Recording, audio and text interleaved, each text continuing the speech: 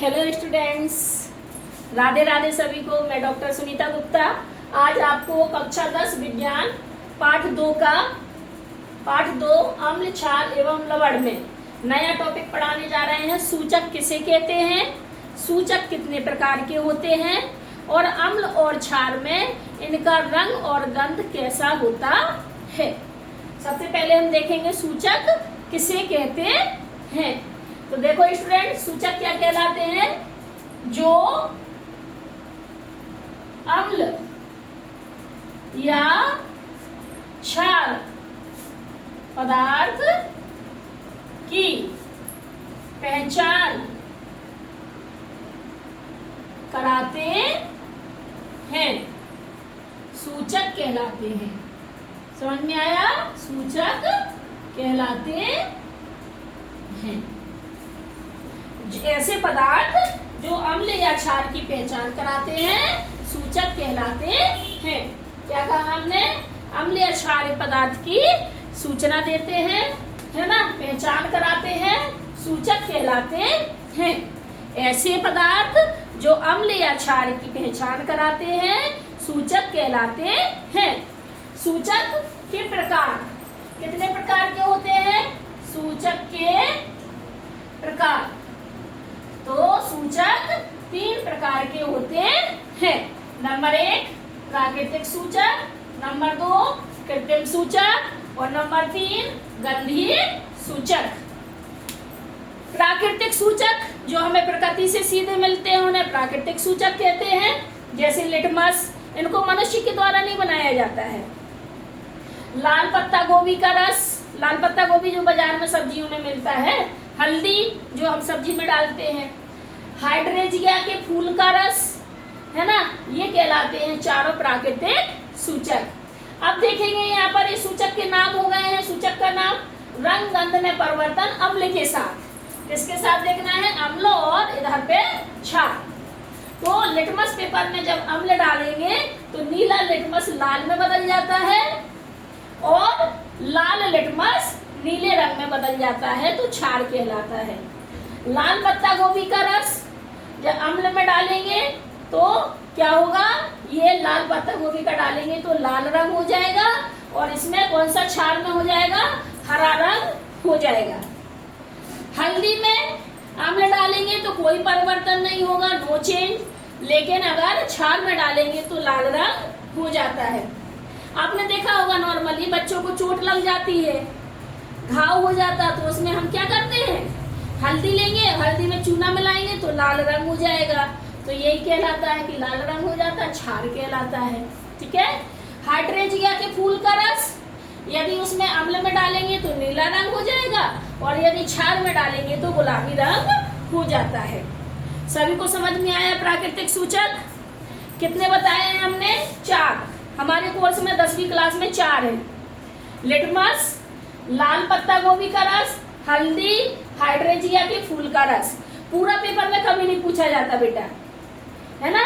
कोई एक आएगा या तो बहुविकल्पी प्रश्न में आएगा, खाली स्थान में आएगा, एक उत्तर में आएगा, तो आपको ये सारा पूरा चार्ट एक साथ कभी नहीं आता है।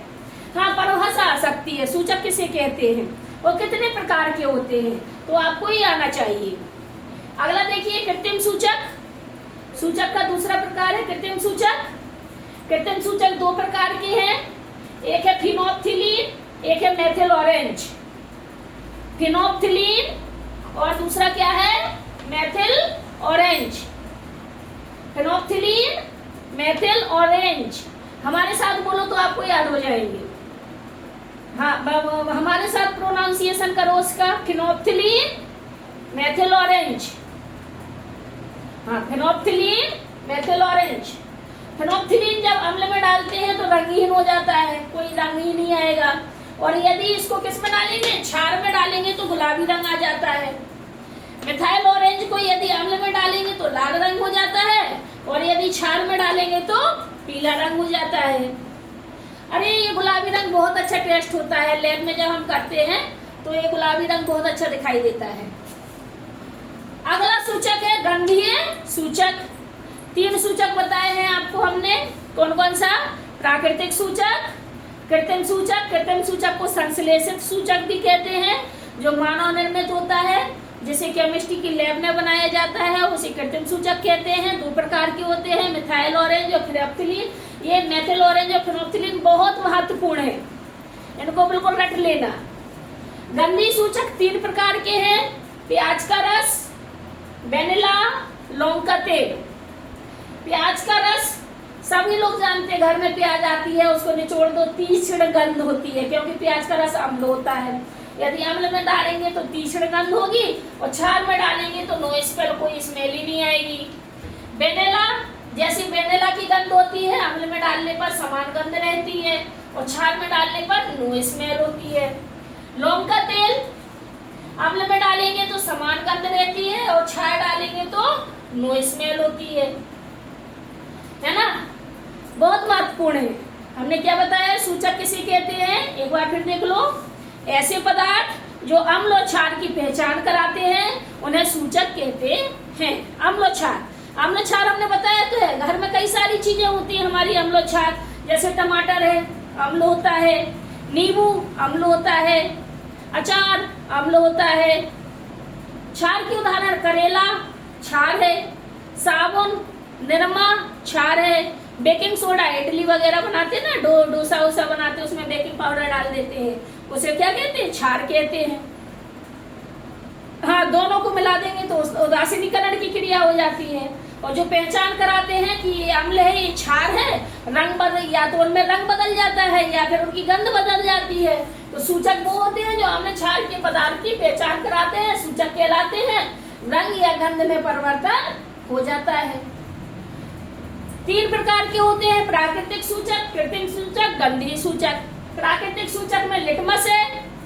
लिटमस अगर अम्ल में डालेंगे तो लाल हो जाता है, और अगर क्षार में डालेंगे तो नीला हो जाता है। लाल पत्ता गोभी का रस, हल्दी, हाइड्रेंजिया के फूल का रस। कृत्रिम सूचक 2 होते हैं, फिनोप्थिलीन, मेथिल ऑरेंज। फिनोप्थिलीन में अम्ल में रंगहीन होता है और क्षार में गुलाबी रंग देता है। मिथाइल ऑरेंज, मेथिल ऑरेंज अम्ल में लाल हो जाता है और क्षार में पीला रंग का हो जाता है। गंधीय सूचक 3 है हमारे कोर्स में, प्याज का रस, वेनिला, लौंग का तेल। हाँ, अम्ल के साथ ही क्रिया करेंगे और क्षार में नो चेंज, इसमें कोई भी परिवर्तन, नो स्मेल, कोई भी स्मेल में परिवर्तन, यानी कोई स्मेल ही नहीं होगी। ठीक है ना। प्याज का रस तीक्ष्ण गंध अम्ल में देगा, वेनिला समान जैसा है वैसे ही रहेगा, लौंग का तेल जैसा है वैसे ही रहेगा। सभी को समझ में आया? इसको अच्छे से रावदान कर लीजिए, लिख लीजिए और याद कर लेना। यदि हमारा चैनल सभी को पसंद आ रहा है तो प्लीज सब्सक्राइब करिए, ताकि आगे की वीडियो आपको इसी तरह से मिल सके। लाइक करिए, शेयर करना तो बिल्कुल मत भूलिए। हाँ, इतनी मेहनत करके हम बनाते हैं, नोट्स बनाते हैं, आपको लाके पढ़ाते हैं, समझाते हैं, तो प्लीज एक कमेंट तो बनता ही बनता है।